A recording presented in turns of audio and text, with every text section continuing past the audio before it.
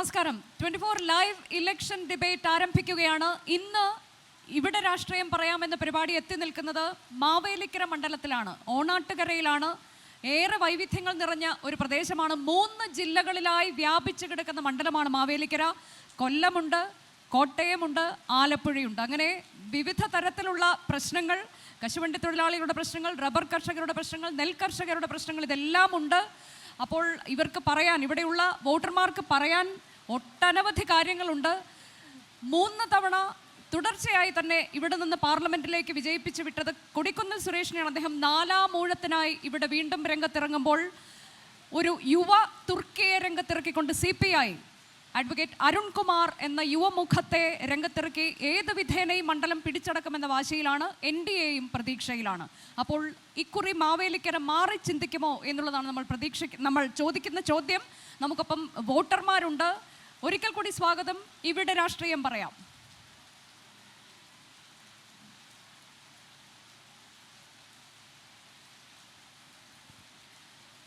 നമുക്കൊപ്പമുള്ള അതിഥികളെ പരിചയപ്പെടുത്തിക്കൊണ്ടാണ് ഞാൻ ഈ ചർച്ച തുടങ്ങുന്നത്. LDFനെ പ്രതിനിധീകരിച്ച് ശ്രീ ജെയിംസ് ഷാമുവേൽ, DYFIയുടെ ജില്ലാ സെക്രട്ടറിയാണ്, വെൽക്കം. UDFന്റെ പ്രതിനിധിയായി ബിപിൻ മാമൻ, KPCCയുടെ മാധ്യമ വിഭാഗം അംഗമാണ്. BJPയുടെ പ്രതിനിധി MV ഗോപകുമാർ, BJPയുടെ ജില്ലാ പ്രസിഡന്റ് കൂടിയാണ്, സ്വാഗതം. നമുക്കൊപ്പം വോട്ടർമാരുണ്ട്. ഒരു കാര്യമുള്ളത്, ഇന്നിപ്പോൾ കനത്ത മഴ പെയ്തുകൊണ്ടിരിക്കുകയാണ് ഇവിടെ എന്നുള്ളതാണ്. അതുകൊണ്ട് ഈ തെരഞ്ഞെടുപ്പ് ചൂട്, ഒപ്പം തന്നെ വേനൽ ചൂട്, തിളച്ച് മറിയുന്ന ചൂടിനൊക്കെ ഒരു ആശ്വാസമാണ്. കുളിർമഴ എത്തിയിരിക്കുന്നു. ഏതായാലും നമ്മൾ കുറച്ചുകൂടി ആൾക്കാരെ ഇങ്ങോട്ടേക്ക് പ്രതീക്ഷിക്കുന്നുണ്ട്. പക്ഷേ ഇവിടെ കൂടിയിരിക്കുന്ന വോട്ടർമാർക്ക് ഒട്ടേറെ കാര്യങ്ങൾ പറയാനുണ്ട് എന്ന് നമുക്കറിയാം. ആദ്യം ഞാൻ എൻ്റെ ചോദ്യം ചോദിക്കാൻ പോകുന്ന ബിപിനോടാണ്. ബിപിൻ, 3 തവണ അടുപ്പിച്ച് 3 തവണ എന്ന് പറയുന്നത് നിസ്സാര കാര്യമല്ല. വീണ്ടും ഒരു 4ാം ഊഴത്തിന് കൊടിക്കുന്നിൽ സുരേഷ് തന്നെ വേണം എന്ന് കരുതാനുള്ള കാര്യം എന്താണ്? ഇപ്പം നമുക്കറിയാം, ഇതിനു മുൻപ് ഒന്ന് പിന്നോട്ട് നമ്മൾ സഞ്ചരിച്ചാൽ ഏതാണ്ട് ഒരു 35 വർഷത്തെ പാരമ്പര്യം അദ്ദേഹത്തിന് അടൂർ മണ്ഡലവും എല്ലാം കൂടി കൂട്ടിച്ചേർത്ത് പറയാനുണ്ട്. വീണ്ടും ഒരു 4ാം ഊഴത്തിലേക്ക് തുടർച്ചയായി കൊടിക്കുന്നിൽ സുരേഷ് തന്നെ വേണം എന്ന് കരുതാനുള്ള കാരണം? ഈ തെരഞ്ഞെടുപ്പ് രാഷ്ട്രീയവുമായി ബന്ധപ്പെട്ട് ഒരു സ്ഥാനാർത്ഥിയെ നിർണ്ണയിക്കുമ്പോൾ പുതുമുഖങ്ങൾ മാത്രമല്ല പാർലമെൻ്ററി ജനാധിപത്യത്തിൻ്റെ ഒരു സൗന്ദര്യം എന്ന് പറയുന്നത്. മുതിർന്ന ആളുകൾ, പ്രത്യേകിച്ച് ബഹുമാന്യനായ ശ്രീ കൊടിക്കുന്നിൽ സുരേഷിനെ പറ്റി പറയുകയാണെങ്കിൽ, അദ്ദേഹം കോൺഗ്രസിൻ്റെ വർക്കിംഗ് കമ്മിറ്റി അംഗമാണ്, KPCCയുടെ വർക്കിംഗ് പ്രസിഡൻ്റാണ്. പാർലമെൻറ്റിൽ ഇന്ന് കോൺഗ്രസ് നടത്തുന്ന പോരാട്ടങ്ങളുടെ മുൻനിരയിൽ നിൽക്കുന്ന ആളാണ്. അദ്ദേഹം ഒരിക്കൽ കൂടി ഇവിടെ നിന്ന് ജനവിധി നേടി അദ്ദേഹം വിജയിച്ചു വന്നാൽ രാജ്യത്ത് തന്നെ ചരിത്രത്തിൻ്റെ ഭാഗമാകുന്ന ഏറ്റവും കൂടുതൽ തവണ വിജയിച്ചു വന്ന ആളായി അദ്ദേഹം മാറുകയാണ്. പാർലമെൻറ്റിലെ പോർട്ടറയും സ്പീക്കറായി പുതിയതായി വരുന്ന അംഗങ്ങളെ സത്യപ്രതിജ്ഞ ചെയ്തു കൊടുക്കേണ്ട ചുമതല കൂടി അദ്ദേഹത്തിനാണ് വരുന്നത്. അപ്പോൾ സ്വാഭാവികമായി ഇതൊരു കോമ്പിനേഷനാണ്. പുതിയ ആളുകളെ, ഇപ്പോൾ കോൺഗ്രസ് തന്നെ വിവിധ സ്ഥലങ്ങളിൽ ചെറുപ്പക്കാരായ ആളുകൾ, പുതിയ ആളുകൾ അടക്കം ഒത്തിരി ആളുകൾ മത്സരിക്കുന്നുണ്ട് എല്ലാ സ്ഥലത്തും. പക്ഷെങ്കിൽ അവർ മാത്രമല്ല ഇതിൻ്റെ ഭാഗം. കൊടിക്കുന്നിൽ സുരേഷ് എന്ന് പറയുന്ന കോൺഗ്രസിൻ്റെ നേതാവ് ഒരു അനിവാര്യതയാണ്. ഞങ്ങളെ സംബന്ധിച്ചിടത്തോളം പാർലമെൻറ്റിൽ ഇന്നത്തെ അവസ്ഥയിൽ ഒരു അനിവാര്യതയാണ്. കോൺഗ്രസ് അധികാരത്തിൽ വരുന്ന ഒരു സാഹചര്യത്തിൽ വലിയ തോതിലുള്ള അധികാരങ്ങൾ അദ്ദേഹത്തിലേക്ക് എത്തിച്ചേരാൻ സാധ്യതയുണ്ട്. അതുവഴി ഈ നാടിനും മെച്ചപ്പെട്ട ഒരു അന്തരീക്ഷം ഉണ്ടാകുന്ന സാഹചര്യമുണ്ട്. അതുകൊണ്ട് തന്നെ കോൺഗ്രസിനെ സംബന്ധിച്ച് അദ്ദേഹം ഒരു ഏറ്റവും പ്രധാനപ്പെട്ട നേതാക്കന്മാരിൽ ഒരാളായി തന്നെയാണ് ഞങ്ങൾ ആ രൂപത്തിൽ അദ്ദേഹത്തെ കാണുന്നത്. മണ്ഡലത്തെ സംബന്ധിച്ച് അദ്ദേഹം എത്രത്തോളം അനിവാര്യനാണ്, കൂടുതൽ അദ്ദേഹത്തിൻ്റെ ആവശ്യകത എങ്ങനെയാണ് എന്നതാണ് വിലയിരുത്തൽ? തീർച്ചയായിട്ടും അദ്ദേഹം കഴിഞ്ഞ കാലങ്ങളിൽ നടത്തിയ വികസന പ്രവർത്തനങ്ങളടക്കം ഈ തെരഞ്ഞെടുപ്പിൽ ചർച്ച ചെയ്യണമെന്ന് ആഗ്രഹിക്കുന്ന ആളുകളാണ് ഞങ്ങൾ. അദ്ദേഹം നടത്തിയ ഒട്ടനവധി വികസന പ്രവർത്തനങ്ങളും അദ്ദേഹത്തിൻ്റെ ഈ മണ്ഡലത്തിലെ ജനകീയതയുമൊക്കെ ചർച്ച ചെയ്യപ്പെടണം എന്ന് തന്നെ വിശ്വസിക്കുന്ന ആളുകളാണ്. ഈ കേരളത്തിലെ തന്നെ മറ്റ് പാർലമെൻറ്റ് മെമ്പർമാരെ എടുത്ത് പരിശോധിച്ച് നോക്കിയാൽ 2 or 3 MP ഓഫീസുകൾ മെയിൻറ്റെയിൻ ചെയ്യുന്ന ആ MP ഓഫീസുകളിൽ ജനങ്ങൾക്ക് ഏത് നിമിഷവും കയറി ചെല്ലാൻ സാധിക്കുന്ന ഒരു അന്തരീക്ഷമുള്ള മറ്റൊരു സ്ഥലമുണ്ടെന്ന് പോലും ഞങ്ങൾ ആരും കരുതുന്നില്ല. മറ്റ് സ്ഥലങ്ങളിലും കോൺഗ്രസിൻ്റെയും UDFൻ്റെയും ഒക്കെ MP മാരുണ്ട്. പക്ഷെങ്കിൽ അവിടുത്തെയൊക്കെ ഒരു ഭൂമിശാസ്ത്രപരമായ അന്തരീക്ഷമല്ല മാവേലിക്കരയിലുള്ളത്. ഇവിടെ ആദ്യമേ സൂചിപ്പിച്ചതുപോലെ തന്നെ 3 ജില്ലയിൽ കിടക്കുന്ന 7 അസംബ്ലി മണ്ഡലങ്ങളാണ്. സ്വാഭാവികമായും ആളുകൾക്ക് ഒരു ആക്സസ് പ്രശ്നമുണ്ട്. കൊല്ലം ജില്ലയിൽ കിടക്കുന്ന ആളുകൾക്ക് ഇവിടേക്ക് വരുന്നതിനൊരു ബുദ്ധിമുട്ടുണ്ട്. അപ്പോൾ കൊട്ടാരക്കരയിൽ, ചെങ്ങന്നൂരിൽ, പത്തനാപുരത്തുമൊക്കെ ഇത് ഓഫീസ് മെയിൻറ്റെയിൻ ചെയ്യുകയും അവിടേക്ക് ആളുകളുടെ ആവശ്യങ്ങൾക്കനുസരിച്ച് നിൽക്കുകയും ചെയ്യുന്ന ഒരു സാഹചര്യം. 1.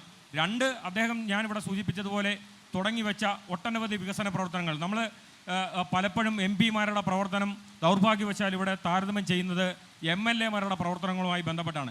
എം എൽ എക്ക് ഇടുന്ന ഫണ്ടല്ല എം പിക്ക് കിട്ടുന്നത്. എം പിക്ക് വളരെ അതുമായി താരതമ്യം ചെയ്ത വളരെ തുച്ഛമായ തുകയാണ് കിട്ടുന്നത്. പക്ഷെങ്കിൽ മറ്റ് സ്ഥലങ്ങളിലെ എം പിമാരെ വെച്ച് താരതമ്യം ചെയ്താൽ അത് അധികാരത്തിലിരിക്കുന്ന BJPയുടെ എം പിമാരെയാണെങ്കിലും അല്ലാത്ത ആളുകളെയാണെങ്കിലും താരതമ്യം ചെയ്താൽ വളരെ ഗംഭീരമായ നിലയിൽ അദ്ദേഹത്തിൻ്റെ കിട്ടിയ പരിമിതമായ സാഹചര്യത്തിൽ ചെയ്തു തീർത്ത ഒട്ടനവധി കാര്യങ്ങളുണ്ട്.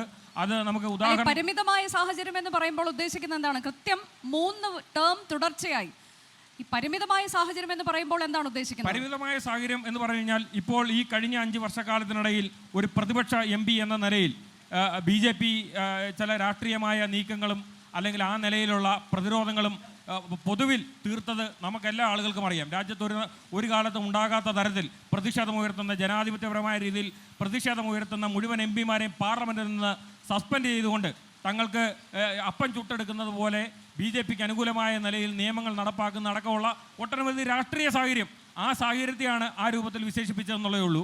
ഞാനിവിടെ അദ്ദേഹത്തിന് അധികാരം കിട്ടിയ സമയത്ത് അദ്ദേഹത്തിന് ഇവിടെ ഈ MP ആയിരുന്ന കാലത്തടക്കം ഇവിടെ ചെങ്ങന്നൂരിൻ്റെ റെയിൽവേ സ്റ്റേഷനുമായി ബന്ധപ്പെട്ട് ITBTയുമായി ബന്ധപ്പെട്ട് നൂറിനാട്ടെ ITBTയുമായി ബന്ധപ്പെട്ട് ESIയുമായി ബന്ധപ്പെട്ട് അതേപോലെ തന്നെ പത്തനാപുരത്തെ റബ്ബർ പാർക്കുമായി ബന്ധപ്പെട്ട് അങ്ങനെ ഒട്ടനവധി കാര്യങ്ങൾ നമുക്ക് എടുത്ത് പരിശോധിച്ച് നോക്കിയാൽ സാധാരണക്കാരായ അല്ലെങ്കിൽ തൊട്ടടുത്തുള്ള മറ്റ് ആലപ്പുഴയിലെ അടക്കം സ്ഥലങ്ങളിലുള്ള ജനപ്രതിനിധികൾക്ക് ചെയ്യാൻ കഴിഞ്ഞതിനേക്കാൾ കൂടുതൽ കാര്യങ്ങൾ ഇതുപോലെ ഭൂമിശാസ്ത്രപരമായി ഒരു പ്രശ്നമുള്ള സ്ഥലത്ത് അദ്ദേഹത്തിന് ചെയ്യാൻ കഴിഞ്ഞു എന്നുള്ളത് അഭിമാനമായാണ് ഞങ്ങൾ കാണുന്നത്. ശരി, അപ്പോൾ അതിൽ എന്താണ് നമ്മുടെ വോട്ടർമാർക്ക് പറയാനുള്ളത്? ഒപ്പം ഇവിടെയുള്ള അതിഥികൾക്ക് അതിൽ എന്താണ് പറയാനുള്ളതെന്ന് ഞാൻ പിന്നീട് അതിലേക്ക് എത്താം.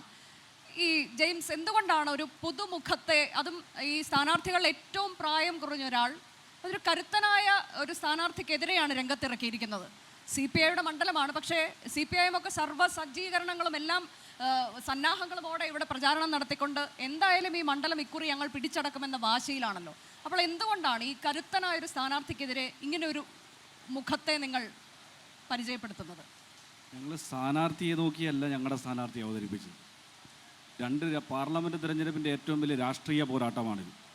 18ാം ലോക്സഭാ തിരഞ്ഞെടുപ്പ് ഈ രാജ്യത്തിൻ്റെ നിലനിൽപ്പ് തന്നെ ഏറ്റവും രാഷ്ട്രീയമായി നേരിടുന്ന ഘട്ടത്തിലാണ്. രാജ്യത്തിൻ്റെ നിലനിൽപ്പിൽ രാജ്യത്തിൻ്റെ മതനിരപേക്ഷത, ജനാധിപത്യം, മതന്യൂനപക്ഷങ്ങൾ, ദളിതർ ഇതെല്ലാം ആക്രമിക്കപ്പെടുകയാണ്. രാജ്യത്തിൻ്റെ ഭരണഘടന തന്നെ അട്ടിമറിക്കപ്പെടാൻ പോകുന്നു. ആ ഘട്ടത്തിൽ ഇവിടെ നിന്നും ജയിച്ചു പോയ പാർലമെൻറ്റ് അംഗം കഴിഞ്ഞ 15 വർഷക്കാലം ഈ പാർലമെൻറ്റിൽ ഇരുന്നിട്ടും കഴിഞ്ഞ 5 വർഷക്കാലം 10 വർഷക്കാലം BJP ജനാധിപത്യ വിരുദ്ധമായി രാജ്യത്തിൻ്റെ ഭരണഘടനയെ അട്ടിമറിച്ച്, രാജ്യത്തിൻ്റെ മതനിരപേക്ഷതയെ അട്ടിമറിച്ച്, ജനാധിപത്യ മൂല്യങ്ങളെല്ലാം അട്ടിമറിച്ച്, സംസ്ഥാന ഭരണങ്ങളെ അട്ടിമറിച്ച് എല്ലാം മുന്നോട്ട് പോകുമ്പോൾ ഏതെങ്കിലും നിലയിൽ പ്രതികരിക്കാൻ കഴിയാത്ത ഒരു ജനപ്രതിനിധി എങ്ങനെയാണ് കരുത്തനായി മാറുക? ഏത് നിലയിലാണ് കരുത്തൻ? മസിൽ പവർ കൊണ്ട് കരുത്തനാകുന്നു? രാഷ്ട്രീയമായ നിലപാട് സ്വീകരിക്കാൻ ഒരു ജനപ്രതിനിധി കഴിഞ്ഞിട്ടില്ല. അവിടെയാണ് സഖാവ് CA അരുൺകുമാറിനെ ഞങ്ങൾ ഏറ്റവും കരുത്തുള്ള രാഷ്ട്രീയ അടിത്തറയുടെ ഭാഗമായി മാവേലിക്കര പാർലമെൻറ്റിനകത്ത് മത്സരിപ്പിക്കുന്നത്.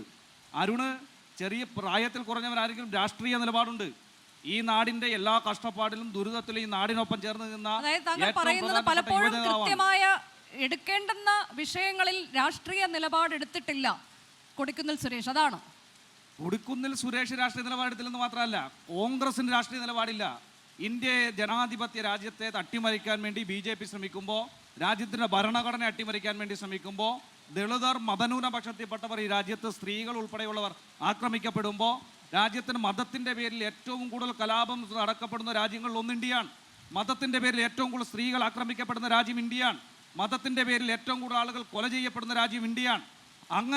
അങ്ങനെ കൊല ചെയ്യപ്പെടുന്ന രാജ്യത്ത് ഒരു രാഷ്ട്രീയ നിലപാട് സ്വീകരിക്കാൻ എവിടെയാണ് കോൺഗ്രസ്? ഈ പാർലമെൻറ്റ് അംഗം എവിടെയായിരുന്നു? ഇതാണ് പ്രധാനപ്പെട്ട ചോദ്യം.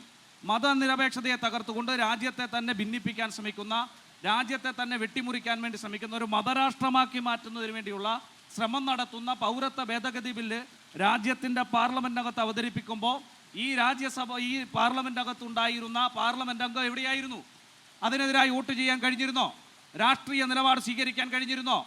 ഇതൊരു മതന്യൂനപക്ഷത്തെ ആക്രമിക്കുന്ന മാത്രമല്ല, രാജ്യത്തിൻ്റെ മതനിരപേക്ഷതയെ തകർക്കുകയാണ്. ആ ഘട്ടത്തിൽ പാർലമെൻറ്റ് അംഗം ഉണ്ടായിരുന്നില്ല. രണ്ട് പാർലമെന്റ് അംഗത്തിനെതിരെ ഉള്ളത് രാഷ്ട്രീയ നിലപാടില്ലായ്മ പക്ഷെ മാത്രമല്ല. നിങ്ങൾ ഒരുമിച്ചാണ് അവിടെ. ഇപ്പോൾ ഒരുമിച്ചാണ്, അതിനകത്ത് പ്രശ്നം. അത് പറയാൻ വരിക, ഞങ്ങൾ സ്വീകരിക്കുന്ന നയം രാഷ്ട്രീയ നിലപാടൊന്ന് ഈ തെരഞ്ഞെടുപ്പിൽ ഞങ്ങൾ ഉയർത്തിപ്പിടിക്കുന്നത് രാജ്യത്തിന്റെ നിലനിൽപ്പാണ് ഏറ്റവും പ്രധാനപ്പെട്ടത്. മറ്റൊന്നുള്ളത് ഈ പാർലമെന്റ് മണ്ഡലത്തിലെ വികസന മുരടിപ്പാണ്. ഇവിടെ പറഞ്ഞല്ലോ ESI ഹോസ്പിറ്റൽ, എവിടെയാണ് ESI ഹോസ്പിറ്റൽ ഒരു തഴക്കരെ കൊണ്ടുവരുമെന്ന് പറഞ്ഞാൽ കല്ലിട്ടത്? എത്ര കാലമായി ESI ഹോസ്പിറ്റൽ കൊണ്ടുവരാൻ കഴിഞ്ഞോ? ITBP നൂർനാട്, അവിടെ കേന്ദ്രീയ വിദ്യാലയം കൊണ്ടുവരുമെന്ന് പറഞ്ഞു. ഏതെങ്കിലും പിന്തുണ കേന്ദ്രീയ വിദ്യാലയം കൊണ്ടുവരാൻ കഴിഞ്ഞിട്ടുണ്ടോ? ഇതെല്ലാം പാഴ്വാക്ക് മാത്രമല്ലേ. നമ്മളിപ്പം നിൽക്കുന്ന റെയിൽവേ സ്റ്റേഷൻ, ചെങ്ങന്നൂർ റെയിൽവേ സ്റ്റേഷനിലാണല്ലോ ഏറ്റവും കൂടുതൽ ശബരിമല തീർത്ഥാടകർ എത്തിച്ചെന്ന ഈ കേരളത്തിലെ തന്നെ ഏറ്റവും നമ്പർ 1 റെയിൽവേ സ്റ്റേഷനുകളിലൊന്നാണ്. ആ റെയിൽവേ സ്റ്റേഷൻ വികസനത്തിന് വേണ്ടി എന്ത് സംഭാവന ചെയ്യാൻ വേണ്ടി കഴിഞ്ഞു? കുട്ടനാട് വലിയ പ്രളയമുണ്ടായതിനു ശേഷം ആ നാടിനെ കരകയറ്റാൻ കുട്ടനാട് പാക്കേജുമായി ബന്ധപ്പെട്ട് എന്ത് സംഭാവന ചെയ്യാനാണ് പാർലമെന്റ് അംഗത്തിന് കഴിഞ്ഞത്? പരിമിതി ഉണ്ടെന്ന് പറഞ്ഞിട്ട് കാര്യമില്ല. പരിമിതിക്കകത്തു നിന്നുകൊണ്ട് ഈ നാടിനെ സംരക്ഷിക്കാൻ കഴിയുന്ന ഏത് വികസന പ്രവർത്തനത്തിലാണ് ഒരു പാർലമെന്റ് അംഗം എന്നതിന് നിലനിൽക്കാൻ കഴിഞ്ഞിട്ടുള്ളത്? Mavelikkara railway station, Cheriyanad railway station, ഒരു വികസനവും ചെയ്യാൻ വേണ്ടി കഴിഞ്ഞിട്ടില്ലല്ലോ. ഒരിടത്തും വികസനത്തിന്റെ ഒരു കണിശം പോലും കാണാൻ കഴിയാത്ത പരാജിതനായ ഒരു പാർലമെന്റ് അംഗത്തിനെതിരെയുള്ള പോരാട്ടമാണ് ഈ തെരഞ്ഞെടുപ്പിൽ.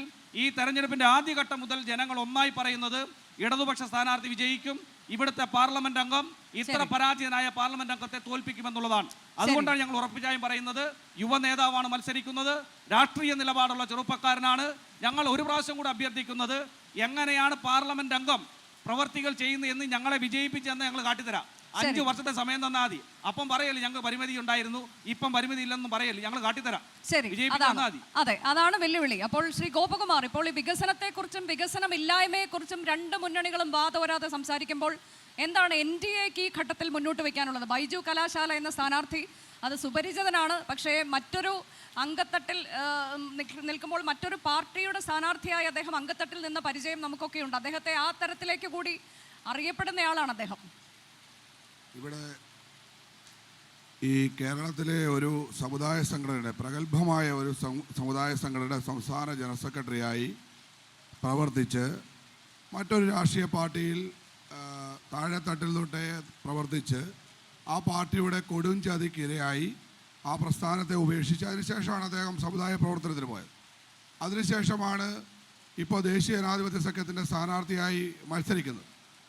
അദ്ദേഹം അവസരം കിട്ടിയ അവസരങ്ങളിലൊക്കെ സാധാരണക്കാരായ ജനങ്ങളോടൊപ്പം നിന്ന് പഞ്ചായത്ത് ഭരണത്തിലും ബ്ലോക്ക് പഞ്ചായത്ത് ഭരണത്തിലുമൊക്കെ അദ്ദേഹത്തിൻ്റെ കഴിവ് തെളിയിച്ചിട്ടുള്ള ഒരു രാഷ്ട്രീയ നേതാവാണ്. ഈ ഭാരതീയ ജനതാ പാർട്ടിയിലേക്കും NDAയിലേക്കും നിരവധി നേതാക്കന്മാരാണ് ഭാരതത്തിൻ്റെ വിവിധ ഭാഗങ്ങളിൽ CPM ആയാലും കോൺഗ്രസ് ആയാലും എല്ലാ രാഷ്ട്രീയ പാർട്ടികളിൽ നിന്നും ആ പാർട്ടി ഉപേക്ഷിച്ചുകൊണ്ട് വന്നിട്ടുള്ളത്. അതിൻ്റെ കാരണം രാജ്യത്തോട് സ്നേഹമുള്ള, രാജ്യത്തിൻ്റെ വികസനം ആഗ്രഹിക്കുന്ന, ഭാരതത്തെ ലോകത്തിലെ ഏറ്റവും വലിയ സാമ്പത്തിക ശക്തിയാക്കണമെന്ന് ആഗ്രഹിക്കുന്ന എല്ലാവരും അവർ BJPയിലേക്ക് ചേരുകയാണ്. അവരൊക്കെ BJPയോടൊപ്പം ചേർന്ന് നരേന്ദ്രമോദിയോടൊപ്പം ചേർന്നുകൊണ്ട് ഭാരതത്തിൻ്റെ വികസനത്തിന് വേണ്ടി, ഉയർച്ചയ്ക്ക് വേണ്ടി പരിശ്രമിക്കുകയാണ്. ഇവിടെ ഇവർ രണ്ടുപേരും പ്രസംഗിക്കുന്ന കേട്ടാൽ നമുക്ക് തോന്നുമ്പോൾ കേരളത്തിൽ മാത്രമേ ഉള്ളൂ ഈ മതനിരപേക്ഷതയും ഈ പറയുന്ന വർഗീയതയൊക്കെ കേരളത്തിൽ മാത്രമേ ഉള്ളൂ. കേരളത്തിന് വെളിയിലെല്ലാം അവരൊന്നിച്ചാണ്. കേരളത്തിൽ മാത്രം എന്തെങ്കിലും കിട്ടുമെന്ന ഒരു പ്രതീക്ഷയിൽ ഇരു മുന്നണികളും ചേർന്ന് ഇപ്പോൾ നമ്മൾ സംസാരിക്കുന്ന ചെങ്ങന്നൂർ നിയോജകമണ്ഡലത്തിലെ 3 പഞ്ചായത്തിൽ അവർ ഒന്നിച്ചാണ് ഭരിക്കുന്നത്. അപ്പോൾ അവർ കേരളത്തിലെ ജനങ്ങളെ വഞ്ചിക്കാൻ ആസൂത്രിതമായി ഇറങ്ങി പുറപ്പെട്ടിട്ടുള്ളവരാണ്. ഒരാൾ കുറേ കാലമായി, ഇപ്പം നമ്മൾ പറയുമ്പോൾ നിലവിലുള്ള MP മാത്രമല്ല, UPA എന്ന ഭരണ സംവിധാനത്തിൽ മന്ത്രിയായിരുന്നിട്ടുള്ള വ്യക്തിയാണ് ഇവിടുത്തെ MP. ഇപ്പോൾ പറയുന്നത് BJP അധികാരത്തിലിരിക്കുന്നതുകൊണ്ട് അവർക്ക് പൈസ കിട്ടുന്നില്ല. എല്ലാ MP മാർക്കും ഒരുപോലെ പൈസ കൊടുക്കുന്നുണ്ട്. കേരളത്തിലെ MP പറയാതെ അവരാവശ്യപ്പെടുന്ന കാര്യങ്ങൾ ആവശ്യപ്പെട്ടാൽ അത് അനുവദിക്കാൻ BJP സർക്കാർ തയ്യാറായിരുന്നു. പക്ഷേ ഒന്നും ആവശ്യപ്പെടാനോ ഒരു പ്രോജക്റ്റ് അവിടെ അവതരിപ്പിക്കാനോ കേരളത്തിലെ ജനങ്ങളുടെ ആവശ്യം കേന്ദ്ര ഗവൺമെൻറ്റിൻ്റെ മുന്നിൽ ശ്രദ്ധപ്പെടുത്താനോ അവർക്ക് തയ്യാറായിട്ടില്ല. അദ്ദേഹം മന്ത്രിയായിരുന്ന അവസരത്തിൽ അദ്ദേഹം എന്തുകൊണ്ട് ചെയ്തില്ല? മന്ത്രിയായിരുന്നല്ലോ. ചെങ്ങന്നൂർ റെയിൽവേ സ്റ്റേഷൻ ഇപ്പോഴാണല്ലോ വികസനത്തിന് വേണ്ടിയിട്ട് പണം അനുവദിച്ചതും അതിൻ്റെ വികസന പ്രവർത്തനം ആരംഭിച്ചതും. ചെറുനാട് റെയിൽവേ സ്റ്റേഷൻ്റെ വികസനം യാഥാർത്ഥ്യമാകാൻ വേണ്ടി പോവുകയാണ്. ഇവിടെ ഒരുപാട് വികസന പ്രവർത്തനങ്ങൾ നടക്കാം. കേന്ദ്ര ഗവൺമെൻറ് അത് മുൻകൈ എടുത്തുകൊണ്ട് നടപടികൾ നടപ്പിലാക്കാൻ പോവുകയാണ്. അപ്പോൾ കേന്ദ്ര ഗവൺമെൻറ് പദ്ധതികൾ നടപ്പിലാക്കാൻ പോകുന്ന അവസരത്തിൽ അതെങ്ങനെയെങ്കിലും അവിടെ പോയി അറിഞ്ഞ് അത് കൊണ്ടുവന്ന് അതിൻ്റെ ഉത്തരവോ അല്ലെങ്കിൽ അതുമായി ബന്ധപ്പെട്ട എന്തെങ്കിലുമൊക്കെ ഒരു പേപ്പറുമായിട്ട് വന്ന് ഇവിടെ പത്രമേഖല സമ്മേളനം നടത്തിയിട്ട് ഞങ്ങളാണ് ഇതൊക്കെ വരുത്തിയത് എന്ന് ശ്രമിക്കുന്ന MP മാരാണ് കേരളത്തിലുള്ളത്. അത് AM ആരിഫ് ആയാലും കൊടിക്കുന്നിൽ സുരേഷ് ആയാലും യഥാർത്ഥത്തിൽ നമ്മൾ പണ്ട് പറയുന്ന പോലെ 8 കാലം അമ്മൂഞ്ഞിൻ്റെ പണിയാണ് അവർ ചെയ്തുകൊണ്ടിരിക്കുന്നത്. അവർക്കൊരു പങ്കുമില്ല ഇക്കാര്യത്തിൽ. ഇവിടെ മന്ത്രിയായിരുന്ന അവസരത്തിൽ ഈ നാട്ടിലെ ജനങ്ങൾക്ക് വേണ്ടി ഒന്നും ചെയ്തിട്ടില്ല. കോവിഡ് വന്ന അവസരത്തിൽ എവിടെയായിരുന്നു MP? കോവിഡ് വന്നപ്പോൾ അവിടെ തുറന്നു ഓഫീസ്, ഇവിടെ തുറന്നു ഓഫീസ് എന്ന് പറയാം. ഈ ഓഫീസിൽ അദ്ദേഹം എപ്പോഴാണ് വന്നിട്ടുള്ളത്? ഇവിടുത്തെ ജനങ്ങളെ എന്താ കണ്ടിട്ടുള്ളത്?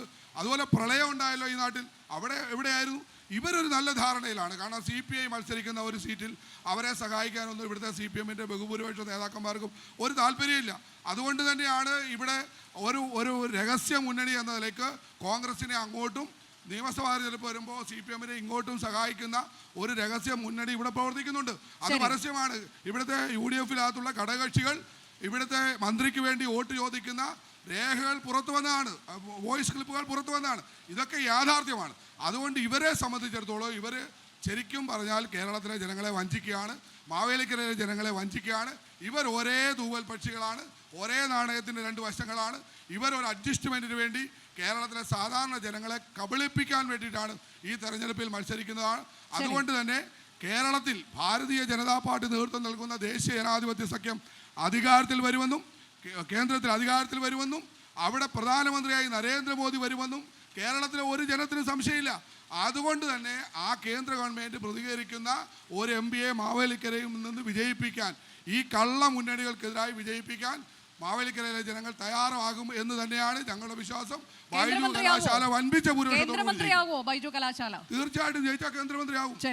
അത് സംശയമൊന്നും വേണ്ട.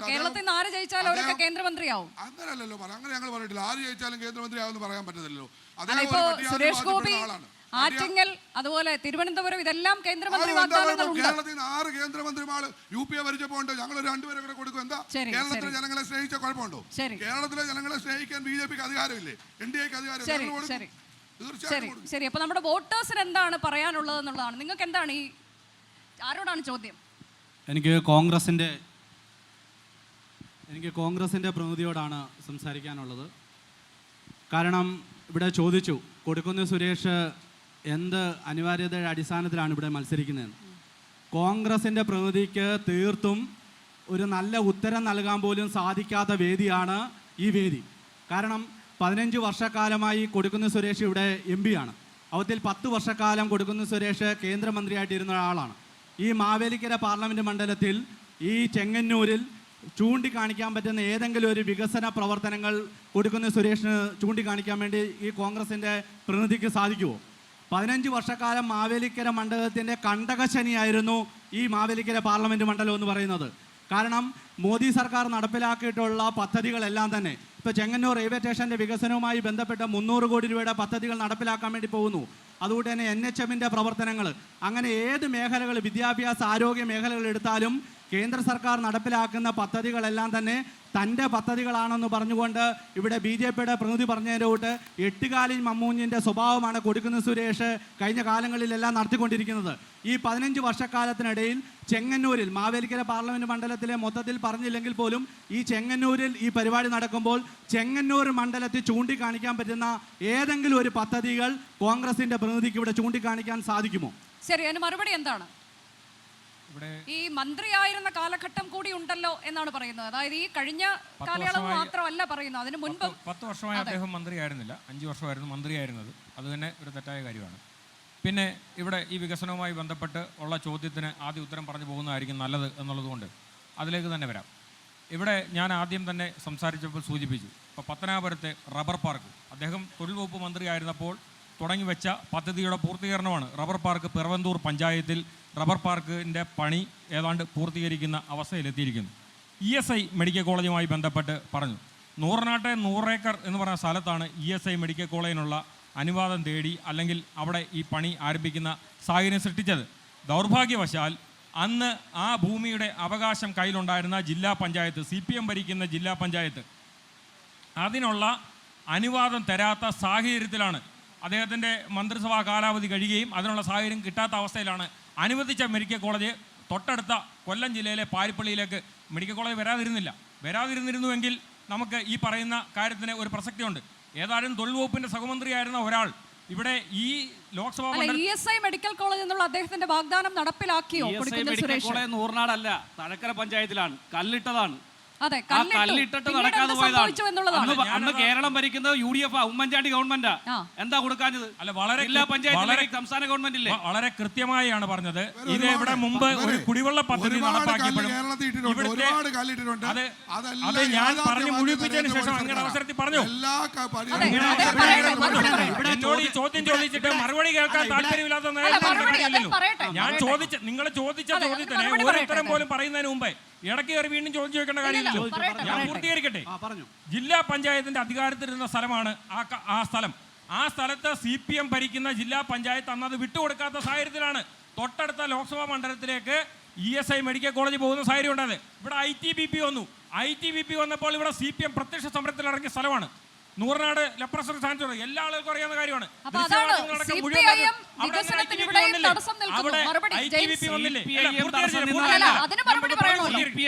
നിന്നിട്ടില്ല. ഇടതുപക്ഷ ജനാധിപത്യ മുന്നണി തടസ്സം നിന്നിട്ടില്ല. ഞാൻ പറഞ്ഞൊരു പ്രശ്നം, അവിടുത്തെ ജില്ലാ പഞ്ചായത്ത് അനുവദിച്ചില്ല. അതിന് മുകളിലാണല്ലോ ഒരു സംസ്ഥാന ഗവൺമെന്റ് ഉള്ളത്. കേന്ദ്രമന്ത്രിയായിരുന്നല്ലോ ഉമ്മൻചാണ്ടി ഗവൺമെന്റ് ആണല്ലോ കേരളം ഭരിച്ചത്. എന്തേ വികസനം കൊണ്ടുവരാൻ കഴിയാഞ്ഞത്? ESI കല്ലിട്ടെന്ന് നിങ്ങൾ ഇപ്പൊ പോയെന്നൊക്കെ തടക്കര കല്ലിട്ടുണ്ട്. ITBP വന്നത് കേന്ദ്രീയ വിദ്യാലയം കൊണ്ടുവരുമെന്ന് പറഞ്ഞ കേന്ദ്രീയ വിദ്യാലയത്തിന്റെ ഏതെങ്കിലും ഒരു തൂണ് നടത്താൻ കഴിഞ്ഞോ? കൊണ്ടുവരാൻ കഴിഞ്ഞോ? വാഗ്ദാനമല്ലാതെ ഏതെങ്കിലും ഒരെണ്ണം ഉണ്ടോ? ഇത് ചുമ്മാതെ കാടടച്ച വെടിവെക്കുന്നതിന് തുല്യമായ സമയമാണ്. നിങ്ങൾ എൻ്റെ കൂടെ വരാമെങ്കിൽ, അടുത്ത ദിവസം വരാമെങ്കിൽ നിങ്ങൾക്കിത് റിപ്പോർട്ട് ചെയ്യാം.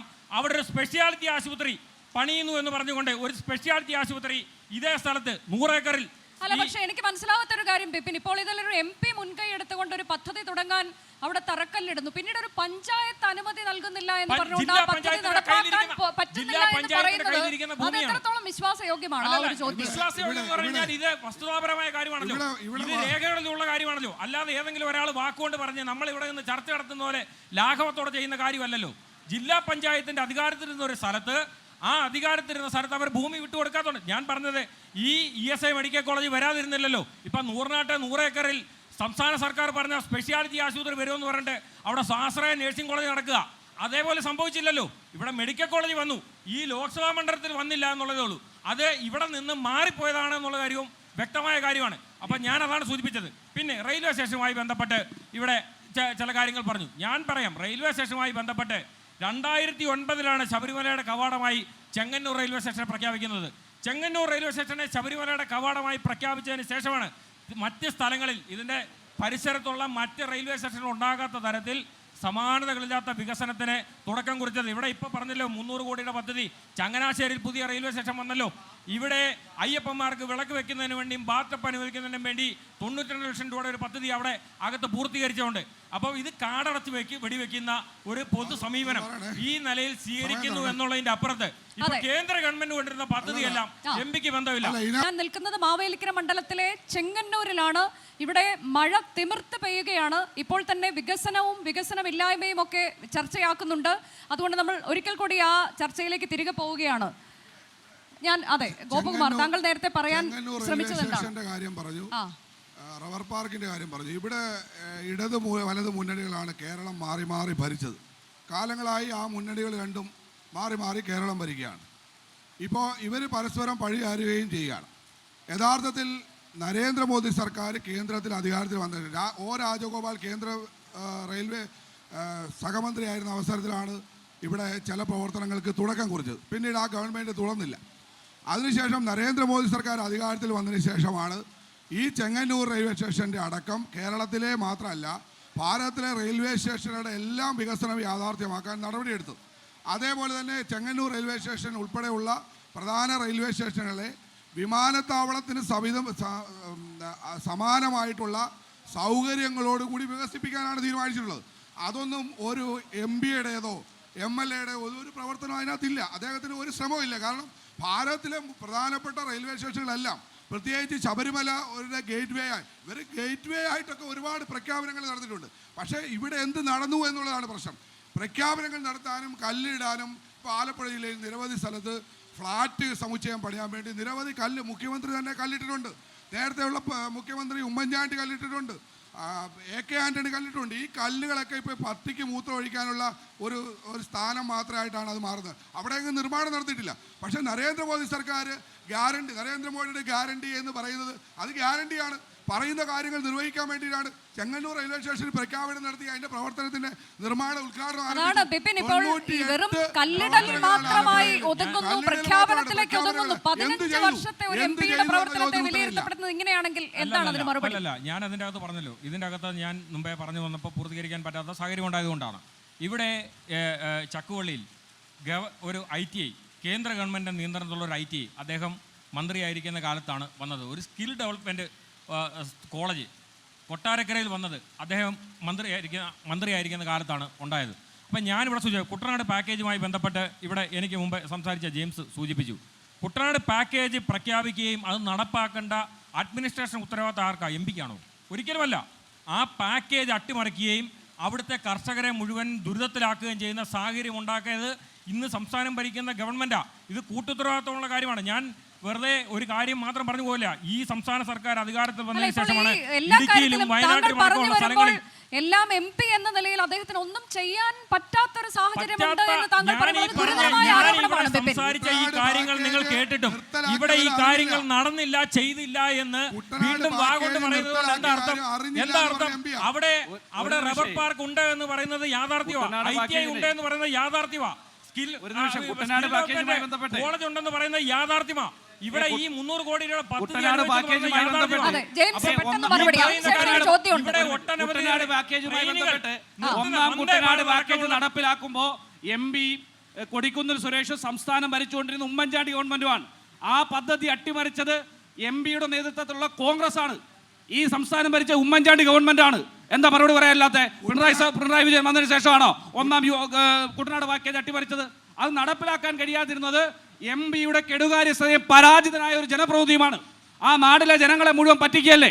എന്നിട്ട് വീണ്ടും വോട്ട് ചോദിക്കാൻ വേണ്ടി, ഈ നാടിന് വേണ്ടി ഒരു വികസനവും ചെയ്യാതെ വീണ്ടും വോട്ട് ചോദിക്കാൻ വേണ്ടി എത്തിച്ചേർന്നിരിക്കുക. അതാണ് ഈ ജനങ്ങൾ. 5000 കോടിയുടെ ഇടുക്കി പാക്കേജും 7000 കോടിയുടെ വയനാട് പാക്കേജും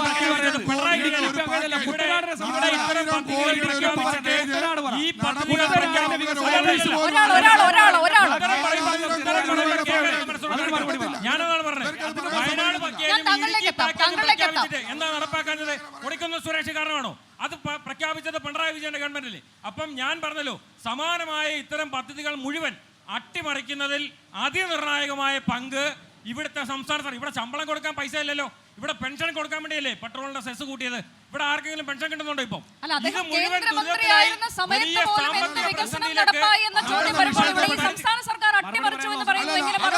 ഇവിടെ പറഞ്ഞ വിഷയത്തെ പറ്റി പറയണം. അങ്ങനെയല്ല.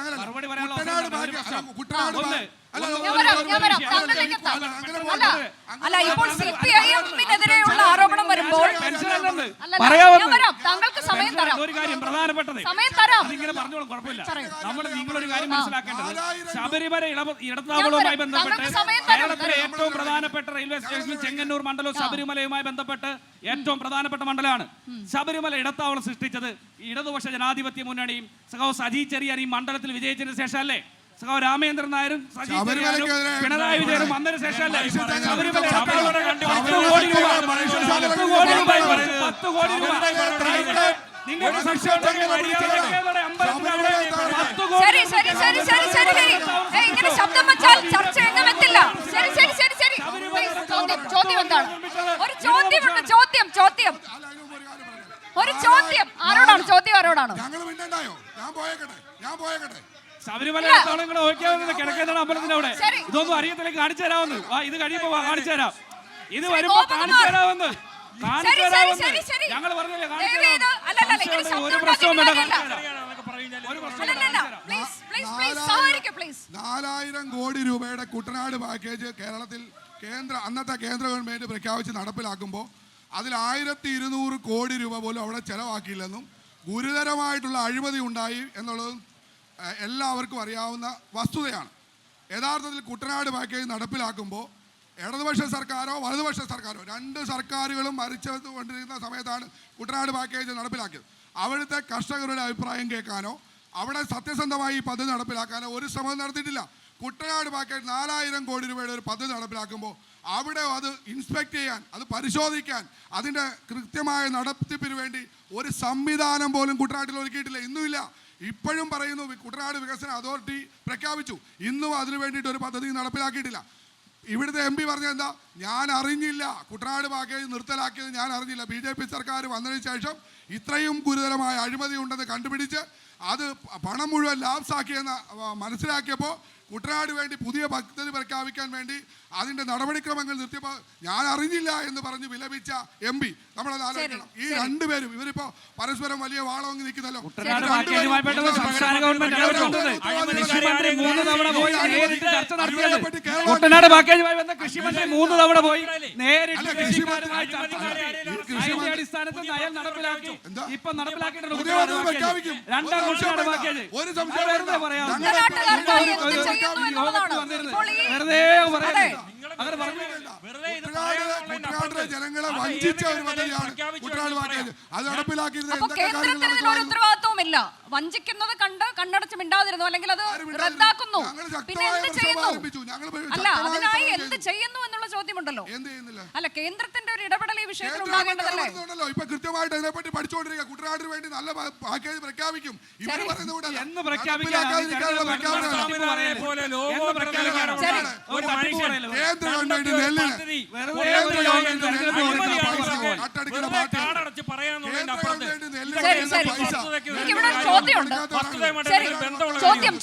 ചോദ്യം ഒരു വനിതയുടെ ചോദ്യമാണ്. പറയൂ. നിങ്ങൾ ആരോടാണ് ചോദ്യം? ആരോടാണ്? രണ്ടുപേരോടും ഉണ്ട്. നിങ്ങൾ LDF-നോടും UDF-നോടും. ഞാൻ പറയാം. ഇവിടെ വികസനത്തിൻ്റെ കാര്യം പറയുമ്പോൾ നിങ്ങൾ LDF-ഉം UDF-ഉം തമ്മനും കളിക്കുകയാണ്. കാരണം ഇവിടെ അതായത് നിയമസഭാ ഇലക്ഷൻ വരുമ്പോൾ നിങ്ങൾ അങ്ങോട്ട് വോട്ട് കൊടുക്കും, പാർലമെൻറ്റ് ഇലക്ഷൻ വരുമ്പോൾ തിരിച്ച് ഇങ്ങോട്ടും കൊടുക്കും. ഇവിടെ അതാണല്ലോ കളി. അപ്പോൾ അന്നേരം നമ്മുടെ ചെറുക്കനാവും, ഇപ്പം നമ്മുടെ മറ്റവരുടെ ചെറുക്കനാവും. അപ്പോൾ അങ്ങനെയാണ് നിങ്ങൾ കളിക്കുന്നത്. ഞാൻ ഗ്രാമപഞ്ചായത്ത് മെമ്പർ, അവിടെ LDF-ഉം UDF-ഉം ഭരിക്കുകയാണ്. അപ്പോൾ ജനങ്ങളുടെ മുമ്പിലുള്ള ഈ കള്ളത്തരമൊക്കെ ഉള്ളൂ. പക്ഷേ അത് ഇത്തവണ നമുക്ക് ജനങ്ങൾ തിരിച്ചറിയും. ഇവിടെ ബഹുമാനായ UDF-ൻ്റെ പ്രതിനിധി ഇവിടെ സംസാരിച്ചു. ഇവിടെ ഒരു ചോദ്യം ചോദിച്ചിരുന്നു, വികസനം ഈ 15 വർഷം കൊണ്ട് എന്ത് വികസനമെന്ന്. ഒരു ജനപ്രതിനിധി എന്ന നിലയ്ക്ക് ഇപ്പോൾ കേന്ദ്ര സർക്കാർ നടപ്പാക്കുന്ന പദ്ധതിയിൽ ഞാനും കൂടാണ് കൊണ്ടുവന്നത് എന്ന് പറയുന്നതല്ല. അവരവർക്ക് ഓരോ ജനപ്രതിനിധികൾക്കും ഓരോ ഫണ്ടുണ്ട്, ആസ്തി വികസന ഫണ്ട്. ഇപ്പം ഞാനൊരു ജനപ്രതിനിധിയാണ്, എനിക്കേതായിട്ട് ചിലവാക്കാൻ പറ്റുന്ന ഫണ്ടുണ്ട്. അങ്ങനെ കിട്ടിയ ഫണ്ട് MP എവിടെ ചെയ്തു, എന്ത് ചെയ്തു? ഇപ്പം പറഞ്ഞത് കേന്ദ്ര സർക്കാർ നേരിട്ട് കൊടുക്കുന്ന റെയിൽവേ സ്റ്റേഷൻ 300 കോടി, അതായത് 17 കോടിയിൽ എന്ത് ചെയ്തിട്ടുണ്ട് എന്നുള്ളതാണ് കൃത്യമായി ചോദിക്കുന്നത്. 6.5 കോടി ലാപ്സാക്കി, 6.5 കോടി ലാപ്സാക്കി. ഇപ്പം കേന്ദ്ര സർക്കാർ നടപ്പാക്കുന്ന പദ്ധതി ഞാനിവിടെ പറഞ്ഞിട്ടാണ്. 6.5 കോടി ലാപ്സായി എന്നുള്ളത്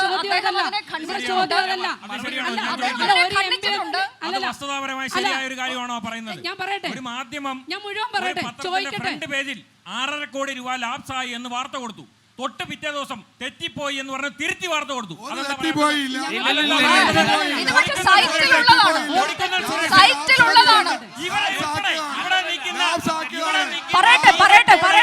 തീ പാർന്നൊരു സംവാദത്തിനാണ് ഇവിടെ വേദിയാകുന്നത്. ഞാൻ തിരികെ നമ്മുടെ വോട്ടർമാരിലേക്ക് പോവുകയാണ്. ചോദ്യത്തിന് മറുപടി പറയണം, അവസരം തരണേ. ഞാൻ വരാം. ഒറ്റ ചോദ്യം. അത് കഴിഞ്ഞാൽ ഇങ്ങോട്ടേക്ക്. ഇവിടെ ഈ വരാൻ പോകുന്ന ലോക്സഭാ തെരഞ്ഞെടുപ്പിൽ നരേന്ദ്രമോദിജിയെ ഉയർത്തിപ്പിടിച്ചുകൊണ്ടാണ് NDA പ്രധാനമന്ത്രി സ്ഥാനാർത്ഥി എന്ന നിലയിൽ വീണ്ടും നരേന്ദ്രമോദിജി അധികാരത്തിൽ വന്ന നിലയിലാണ് ഭാരതീയ ജനതാ പാർട്ടിയും NDAയും ഈ തെരഞ്ഞെടുപ്പിനെ നേരിടുന്നത്. ഇവിടെ 4 സീറ്റ് മേടിച്ച് വീണ്ടും അധികാരത്തിലേക്ക് വരാനും കോൺഗ്രസ് CPM 4 സീറ്റിലും കോൺഗ്രസ് 40 സീറ്റിനും വേണ്ടി മത്സരിക്കുന്നു. കേരളത്തിന് പുറത്ത് ഇവർ ഇന്ത്യ സഖ്യം എന്ന നിലയിൽ മത്സരിക്കുന്നു. അപ്പോൾ ഓൾ ഇന്ത്യ തലത്തിൽ ഇവരുടെ നയം, ഇന്ത്യ സഖ്യം എന്ന നിലയിൽ നിങ്ങളുടെ നയം, ഓൾ ഇന്ത്യ തലത്തിലെ നിങ്ങളുടെ നയവും കേരളത്തിലെ നയവും നിങ്ങൾ വ്യക്തമാക്കണം. അപ്പോൾ നിങ്ങളുടെ പ്രധാനമന്ത്രി സ്ഥാനാർത്ഥി ആരാണ്? CPM-ന്റെ പ്രധാനമന്ത്രി സ്ഥാനാർത്ഥി ആരാണ്? നിങ്ങൾ ആർക്ക് വേണ്ടിയിട്ടാണ് തെരഞ്ഞെടുപ്പിൽ പ്രവർത്തിക്കുന്നത്? അല്ലെങ്കിൽ നിങ്ങൾ എങ്ങനെയാണ് MPയെ സൃഷ്ടിച്ചത്?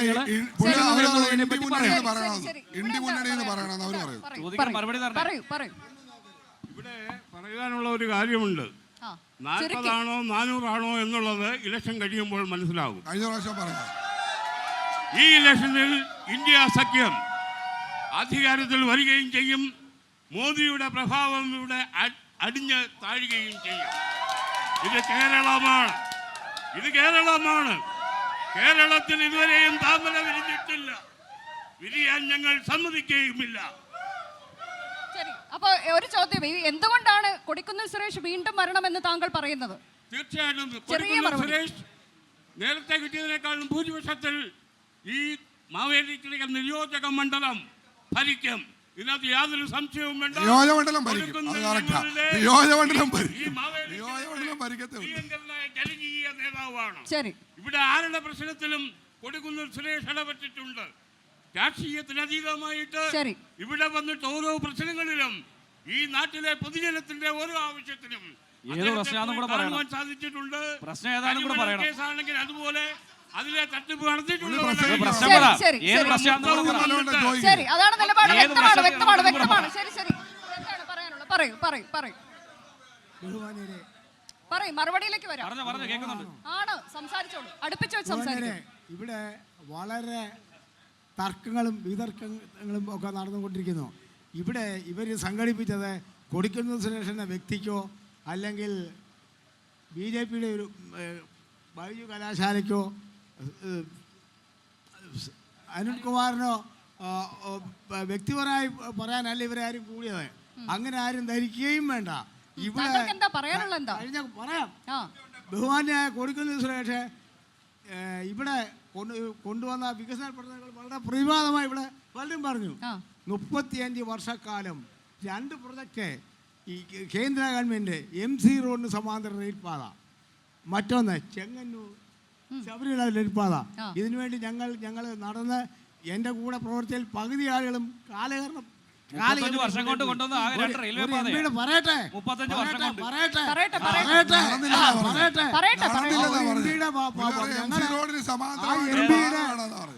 പഠിക്കൽ വേറെ ഏതോ പറയുന്നത് നിങ്ങൾ ബാക്കി എത്ര പറ. 35 വർഷം ഒരു നാട് ഭരിച്ചായിട്ട് 2 റെയിൽവേ പാത ഇന്ത്യൻ റെയിൽവേയെ കുറിച്ച് ഇന്ത്യൻ റെയിൽവേയെ കുറിച്ച് പഠിപ്പിക്കാൻ വന്നതാണെങ്കിൽ വെരി സോറി. അതാ അദ്ദേഹം പറഞ്ഞത്. അദ്ദേഹം ഇവിടെ നിങ്ങൾ റെയിൽവേ എറണാകുളം മുതൽ അല്ലെ കോട്ടയം തിരുവനന്തപുരം മുതൽ എറണാകുളം വരെ നിങ്ങൾ സഞ്ചരിക്കേ. റെയിൽവേ സ്റ്റേഷനുള്ള വികസനം നരേന്ദ്രമോദി കൊണ്ടുവന്ന നരേന്ദ്രമോദി രാജ്യം ഭരിച്ചതിന് ശേഷം റെയിൽവേ സ്റ്റേഷനൊക്കെ വൃത്തിയായത്. അതിന് 35 വർഷമൊന്നും ഇല്ല, 10 വർഷമായല്ലോ വൃത്തിയായിട്ട്. 10 വർഷം അദ്ദേഹം പറഞ്ഞ കറക്റ്റ് കാര്യമോ? മറുപടി ഏറ്റവും പ്രധാനപ്പെട്ടത് ഇവിടെ ബിജെപിയുടെ ചോദിക്കാൻ പറയാതെ ബിജെപിയുടെ പഞ്ചായത്ത് അംഗം ചോദിച്ചത് CPM അല്ലെങ്കിൽ ഇടതുപക്ഷ കോൺഗ്രസിന് വോട്ട് ഭരിക്കുന്ന 2001 ഈ നിയോജക മണ്ഡലത്തെ നിങ്ങളുടെ വോട്ടെത്ര? 2006 സജി ചെറിയ മത്സരിക്കുമ്പോൾ 10,000 വോട്ട് ഭരിച്ച് നിങ്ങൾ തോപ്പിച്ചവരല്ലേ? കഴിഞ്ഞ പാർലമെന്റ് തെരഞ്ഞെടുപ്പിൽ നിങ്ങളുടെ വോട്ടെത്ര? 25,000. കഴിഞ്ഞ നിയമസഭാ തെരഞ്ഞെടുപ്പിൽ BJPയുടെ വോട്ടെത്ര? 34,000. ഞാൻ ഒരു കാര്യം ചേച്ചിയോട് പറയാം, നിങ്ങളൊരു കാര്യം ചെയ്യും. ഈ ചെങ്ങന്നൂർ നിയോജക മണ്ഡലത്തിൽ BJPക്ക് 35,000 വോട്ട് പിടിക്കുവോ? 35,000 വോട്ട് പിടിക്കുവോ? നിങ്ങൾ നമുക്ക് കാണാൻ ഇടതുപക്ഷത്തെ അട്ടിമറിക്കാൻ വേണ്ടി ഇവിടെ നിന്നിട്ടുള്ളത് BJP കോൺഗ്രസ് ഒത്തുകളിയാണ്. കഴിഞ്ഞ പാർലമെന്റ് തെരഞ്ഞെടുപ്പ് നിയമസഭാ തെരഞ്ഞെടുപ്പ് ഒന്നാകെ പരിശോധിക്കേ. മറ്റൊന്ന്, ആ അട്ടിമറിക്കുന്നതിന് നേതൃത്വം കൊടുത്ത കോൺഗ്രസും BJPയോടെ ഇപ്പൊ കള്ളക്കളി പറഞ്ഞുകൊണ്ടിറങ്ങിയിരിക്കുന്നത്. നിങ്ങൾ ഒരിടത്ത് തീവ്ര ഹിന്ദുത്വവും തീവ്ര വർഗീയതയും മറ്റൊരിടത്ത് ന്യൂനപക്ഷ വർഗീയതയും കൊണ്ട് BJPയും കോൺഗ്രസും വർഗീയതയും മതതീവ്രവാദവും ഈ കേരളത്തിനകത്തും രാജ്യത്തിനകത്തും ഭരിപ്പിക്കല്ലേ? മതതീവ്രവാദികളുടെ വോട്ട് കൊണ്ടല്ലേ നിങ്ങൾ 2 കൂട്ടർ നിൽക്കുന്നത്? നിങ്ങൾ പറഞ്ഞ ചരിത്രം പഠിച്ചാൽ ചെങ്ങന്നൂരിന്റെ ചരിത്രം ഞാൻ ഓരോന്നും പറയണോ?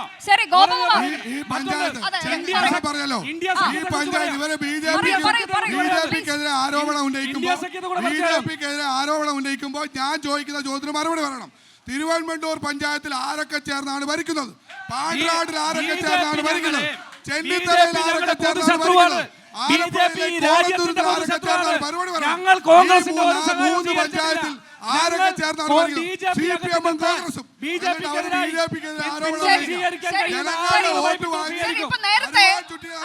നേരത്തെ അവിടെ നിന്നൊരു ചോദ്യം ഉണ്ടായിരുന്നു, കൂടാതെ ഇവിടെ നിന്ന് ഇങ്ങോട്ടേക്കും ഒരു ചോദ്യം ഉണ്ടായിരുന്നു. അത് വികസനവുമായി ബന്ധപ്പെട്ട ചോദ്യമാണ്. വികസനവുമായി ബന്ധപ്പെട്ട ചോദ്യമാണ് നേരത്തെ ചോദിച്ചത്. അപ്പോഴാണ് നമ്മൾ 6.5 കോടിയുടെ കാര്യത്തിലൊക്കെ അതൊരു വിവാദ വിഷയമാണെന്നൊക്കെ പറഞ്ഞ് അങ്ങനെ ഉണ്ടായി, ബഹളമായി. ഒന്നിച്ച് മത്സരിക്കണം. പൊതുശത്രു ശരി, ശരി, ശരി. ഇവരെ BJP പൊതുശത്രുവാണെങ്കിൽ CPM കോൺഗ്രസ് ഒന്നിച്ച് മത്സരിക്കണം. ഞങ്ങളുടെയൊക്കെ വാർഡിൽ അങ്ങനെ മത്സരിക്കുന്നത്.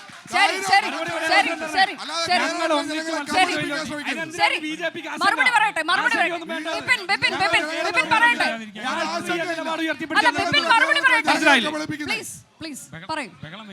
ഞാനൊരു ചോദ്യം ചോദിച്ചിരുന്നു. MP എന്ന നിലയിൽ കിട്ടിയ ഫണ്ട് എന്ത് ചെയ്തു എന്ന് ചോദിച്ചിരുന്നു. കേന്ദ്ര സർക്കാരിന്റെ പദ്ധതി അല്ല ഇവിടെ പറയണ്ടേ. MP ഇവിടെ ഹൈമാസ് ലൈറ്റും വേണ്ട, വെയിറ്റിംഗ് ഷെഡും വേണ്ട, ഒറ്റ കമ്പിയുടെ അതൊഴിച്ച് എന്ത് വികസനം? രണ്ട് മറുപടിയുള്ളൂ. ഒന്നാമത്തെ മറുപടി സ്ട്രേറ്റ് ആയിട്ട് തന്നെ. അത് തീരുമാനിക്കുന്നത് ഇവിടുത്തെ BJP-ക്കാരല്ല, ജനങ്ങളാണ് തീരുമാനിക്കുന്നത്. ഹൈമാക്സ് വേണോ, വെയിറ്റിംഗ് ഷെഡ് വേണോ എന്നുള്ളത്. ഒന്നത്. രണ്ടാമത്തെ കാര്യം, അത് ജനങ്ങളുടെ അവകാശമാണ്. അത്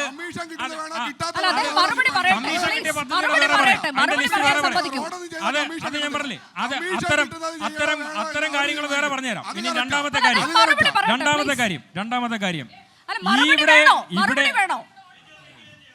ഇവിടെ അല്ല, BJP വോട്ടർമാരെ, എല്ലാ രാഷ്ട്രീയ പാർട്ടിയിലും വോട്ടർമാരുണ്ട്.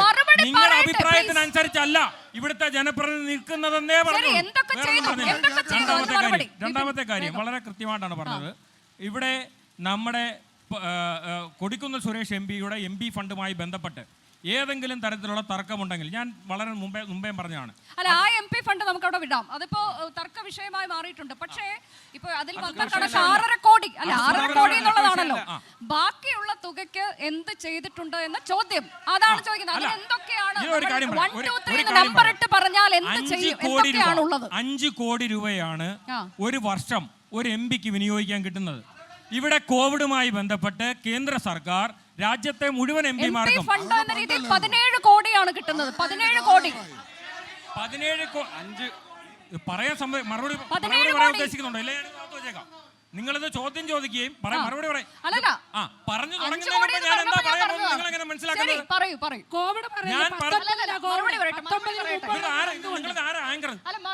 എന്താ പ്രശ്നം?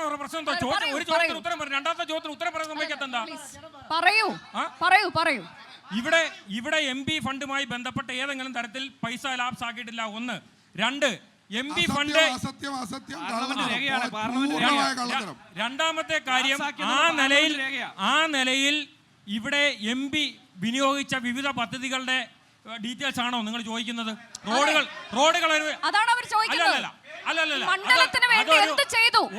ഒരു ലോക്സഭാ മണ്ഡലത്തിലെ 7 നിയമസഭാ മണ്ഡലങ്ങളിൽ ഒരു MP-ക്ക് കിട്ടിയ ഫണ്ട് ഏതൊക്കെ തലത്തിൽ വിവിധ തലങ്ങളിൽ വിനിയോഗിച്ചതിന്റെ ഡീറ്റെയിൽസ് ആണ് ചോദിക്കുന്നതെങ്കിൽ അതൊരു പ്രായോഗികമായ കാര്യമല്ല. വിനിയോഗിച്ചോ ഇല്ലയോ അതാണ് ചോദ്യം. വിനിയോഗിച്ചോ ഇല്ലയോ എന്നുള്ള ചോദ്യം. പണം വിനിയോഗിച്ചിട്ടുണ്ടെങ്കിൽ ജനങ്ങളുമായി ബന്ധപ്പെട്ട പൊതുകാര്യത്തിനാണ് വിനിയോഗിച്ചിരിക്കുന്നത്. പണം വിനിയോഗിച്ചോ ഇല്ലയോ എന്നുള്ള ചോദ്യം.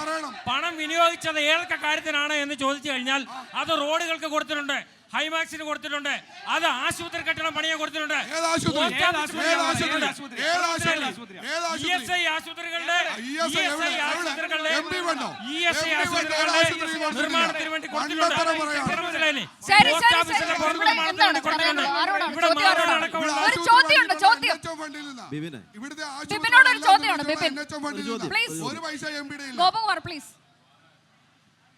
ഒരു MP-ക്ക് തൻ്റെ മണ്ഡലത്തിൽ ഒരു പ്രാവർത്തികമാക്കാൻ ഒരു പദ്ധതി പ്രാവർത്തികം എത്ര വർഷം വേണം? 10 വർഷമായി ഈ പറഞ്ഞ ഇപ്പോൾ ഇത് തന്നെ നമ്മൾ ചർച്ച ചെയ്യുന്നത്. ഇതുവരെയായിട്ടും അതിനൊരു ഉത്തരം കൊടുക്കാൻ ബിബിന് കഴിഞ്ഞിട്ടില്ല. അതൊന്ന്. രണ്ടാമത്, ഇനി എത്ര വർഷം കൂടെ അദ്ദേഹത്തിന് വേണം ഒരു പദ്ധതി ഇവിടെ യാഥാർത്ഥ്യമാക്കാൻ? ഇനി എത്ര വർഷം കൂടെ വേണ്ടി വരും? ജനങ്ങൾക്ക് അറിയേണ്ട കാര്യമാണ്. പിന്നെ ഇവിടെ വന്ദേ ഭാരത് ട്രെയിൻ കൊണ്ടുവന്നപ്പം ആദ്യമേ കൊടിക്കുന്നിൽ സുരേഷിൻ്റെ വകയായിട്ടാണെന്നാണ് പറഞ്ഞത്. അദ്ദേഹത്തിൻ്റെ പ്രവൃത്തി പരിചയമൊക്കെ വെച്ചിട്ടൊക്കെ കൊണ്ടുവന്ന് പറഞ്ഞു. അത് കഴിഞ്ഞിട്ട് ഇവിടുത്തെ BJP-ക്കാർ അവിടെ ചെന്നിട്ട് പറയുന്നു അവരുടെ വകയാണെന്ന്. അപ്പോൾ ഇത് ആരുടെ വകയാണെന്ന് പോലും അവർക്ക് തന്നെ തമ്മിൽ കൺഫ്യൂഷനാണ്. അപ്പം ഞങ്ങൾക്കും കൺഫ്യൂഷനാണ്. ഞങ്ങൾക്കും അറിയത്തില്ല ഇത് ആരും കൊണ്ടുവന്നത്. പിന്നെ കേരളത്തിൽ കേന്ദ്ര ഗവൺമെൻറ് എത്ര ട്രെയിനുകൾ അനുവദിച്ചിട്ടുണ്ട് ഈ കാലഘട്ടത്തിൽ? 3 വന്ദേ ഭാരത് അനുവദിച്ചിട്ടുണ്ട്. 3 3 മാത്രമേ ഉള്ളൂ. വന്ദേ ഭാരത് ട്രെയിൻ അനുവദിച്ചിട്ടുണ്ട്. അത് കേന്ദ്ര ഗവൺമെന്റ് കഴിഞ്ഞ അനുവദിച്ചത്. 10 വർഷമായിട്ട് പുതിയ 24 ട്രെയിനുകൾ BJP അനുവദിച്ചിട്ടുണ്ട്. 24 ട്രെയിൻ. നോർത്തിലോട്ട് കേരളത്തിന് എന്തുകൊണ്ട് വന്ദേ ഭാരത് ട്രെയിൻ ആരംഭിച്ചത് കേന്ദ്ര സർക്കാർ. കൊടിക്കുന്നിൽ ഇവിടെ സ്റ്റോപ്പ് വേണമെന്ന് ആവശ്യപ്പെടാത്ത MP യാ. ചെങ്ങന്നൂരിൽ വന്ദേ ഭാരതിൽ സ്റ്റോപ്പ് വേണമെന്ന് ആവശ്യപ്പെടാത്ത കൊടിക്കുന്നില്ല.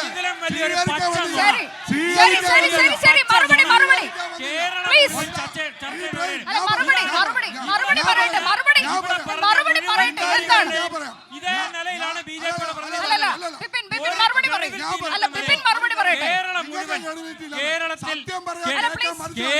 കേരളം മുഴുവൻ ദൃശ്യമാധ്യമങ്ങളുടെ മുന്നിൽ ഈ ചെങ്ങന്നൂരിനോട് കാണിച്ച അവഗണനയുമായി ബന്ധപ്പെട്ട് അദ്ദേഹം പ്രതികരണം പറഞ്ഞ ആളാണ്. ഇത്രയും വലിയ നുണ മറുപടി പറയൂ. ചോദിച്ച ചോദ്യങ്ങൾക്ക് എന്താണ് ഇപ്പൊ എത്ര കാലം ഇനി വേണ്ടി വരും ഒരു പദ്ധതിയുടെ പേര് പറയാൻ? അതാണ് പറഞ്ഞത്. വന്ദേ ഭാരത് അദ്ദേഹം ചോദിച്ചതിന് ഉത്തരം പറയട്ടെ. വന്ദേ ഭാരത് ട്രെയിൻ ആദ്യമായി കേരളത്തിൽ നമ്മുടെ ഈ കോട്ടയം വഴിയുള്ള വന്ദേ ഭാരത് ആരംഭിച്ചപ്പോൾ ചെങ്ങന്നൂർ റെയിൽവേ സ്റ്റേഷൻ സ്റ്റോപ്പ് അനുവദിച്ചില്ല. അനുവദിക്കാതിരുന്ന അവസരത്തിൽ ഞങ്ങൾ കേന്ദ്രമന്ത്രിയുമായിട്ട് ബന്ധപ്പെട്ടു, BJP-യുടെ സംസ്ഥാന നേതൃത്വം ബന്ധപ്പെട്ടു. അപ്പോൾ ഇവിടെ ആദ്യം സ്വീകരിക്കാൻ ഒരു സ്റ്റോപ്പ് അനുവദിച്ചു, താൽക്കാലിക സ്റ്റോപ്പ്. BJP എന്ന് പറഞ്ഞ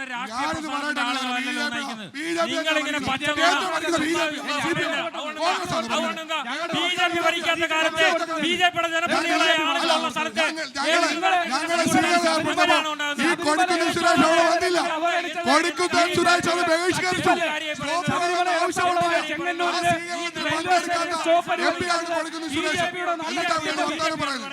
ഒരു മര്യാദ BJP ചെയ്തെന്ന് പറയാം. BJP എന്ന് പറയാം. എന്ത് മര്യാദ? എന്ത് മര്യാദ? BJP ചെയ്ത കാര്യം BJP ചെയ്തു എന്ന്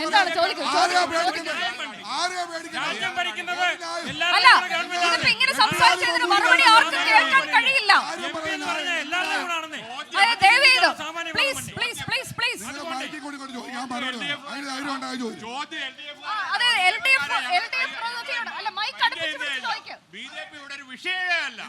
അത് ശരിയാ, നിങ്ങൾക്ക് വിഷയമല്ല, ഞങ്ങൾക്ക് വിഷയം. കോൺഗ്രസ് ഉപ്പ് വെച്ച കലം പോലെ തകർന്നുകൊണ്ടിരിക്കുന്ന കോൺഗ്രസ് ഉപ്പ് വെച്ച കാലം പോലെ ഓരോ ദിവസവും തകർന്നുകൊണ്ടിരിക്കുക. കഴിഞ്ഞ തെരഞ്ഞെടുപ്പിൽ ഒരു ടെമ്പോ ട്രാവലറിൽ പോകാനുള്ള MP-മാരുണ്ട്. വളരെ പ്രധാനപ്പെട്ട ചോദ്യമാണ് ചോദിക്കുന്നത്. പ്ലീസ് 900 രൂപ ആക്കിയേച്ച് മിണ്ടാ നിന്നാ മതി. ഞങ്ങൾ 400 രൂപയ്ക്ക് കൊടുത്തു. പെൻഷൻ മറുപടി പറയാൻ സമയം തരണേ. നിങ്ങൾ ഭരിച്ച കാലത്തെക്കാളും വില ആദ്യം പത്രം വായിക്കണം.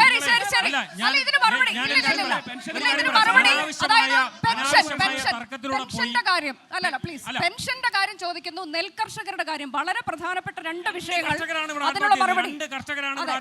അതിനുള്ള മറുപടി എന്താണ്? പ്ലീസ് മറുപടി പറയട്ടെ, അതിനുശേഷം പറയാം. കൃഷിക്കാരുടെ കാര്യത്തിൽ എല്ലാ കുടിശ്ശികയും തീർത്ത സംസ്ഥാന ഗവൺമെന്റ് നൽകി കഴിഞ്ഞിട്ടുണ്ട്. ഈ കേരളത്തിൽ 2 ആത്മഹത്യ നടന്നതല്ല ചരിത്രം. ഈ രാജ്യത്ത് കഴിഞ്ഞ 5 വർഷത്തിനിടയിൽ ആത്മഹത്യ ചെയ്ത കർഷകരുടെ എണ്ണം 2 ലക്ഷമാണ്. അറിയോ? കേരളത്തിലേക്ക് വരാം.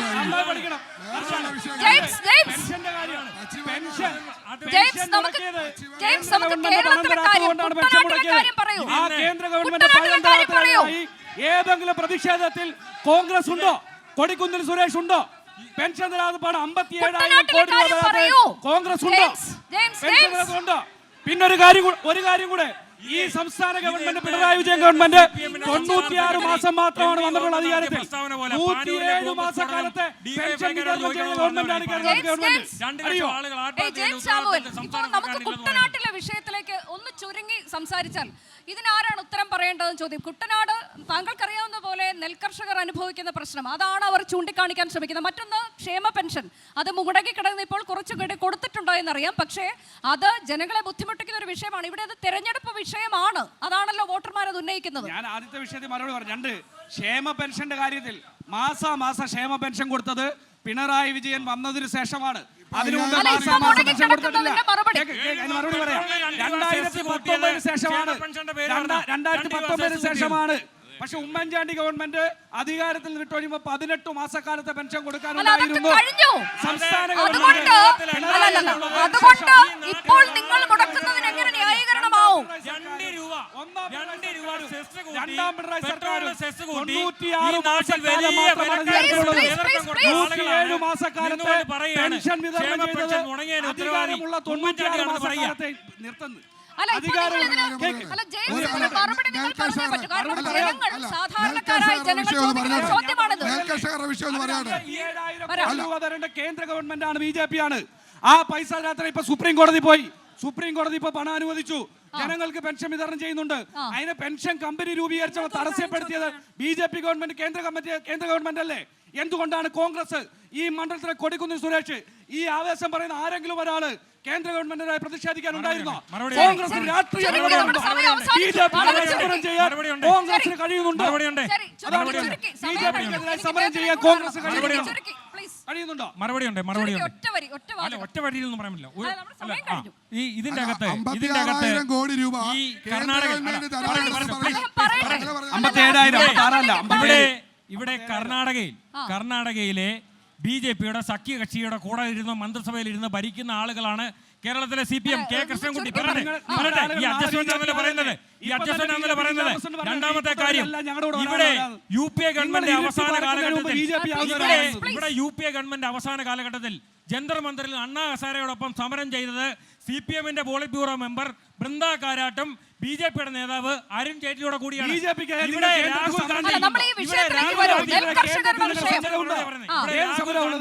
ഇവിടെ രാഹുൽ ഗാന്ധി ഈ ഗവൺമെന്റുകൾക്കെതിരെ, ഇവിടുത്തെ ദേശീയ ഗവൺമെന്റിനെതിരെ ഭാരത് ജോഡോ യാത്രയും ഭാരത് ന്യായ് യാത്രയും നടത്തി. CPM അന്ന് BJPക്കൊപ്പം കൈകൊടുത്തല്ലോ.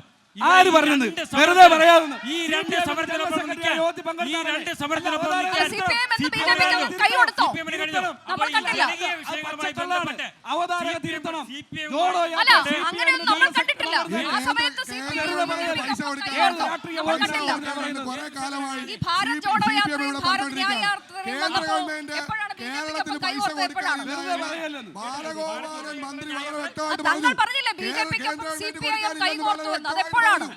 അതിനുശേഷം സുപ്രീം കോടതി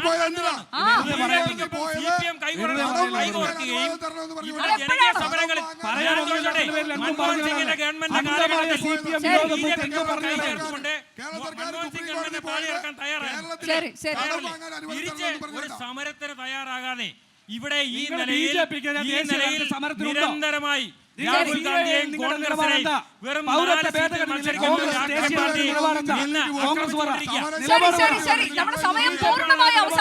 നമ്മുടെ സമയം പൂർണ്ണമായി അവസാനിച്ചിരിക്കുന്നു. ഏതായാലും ഈ സംവാദത്തിൽ നിന്ന് മനസ്സിലാക്കാൻ കഴിയുന്നത് മാവേലിക്കരയിലെ രാഷ്ട്രീയം തിളച്ചു പറയുകയാണ്. മാവേലിക്കര ഇക്കുറി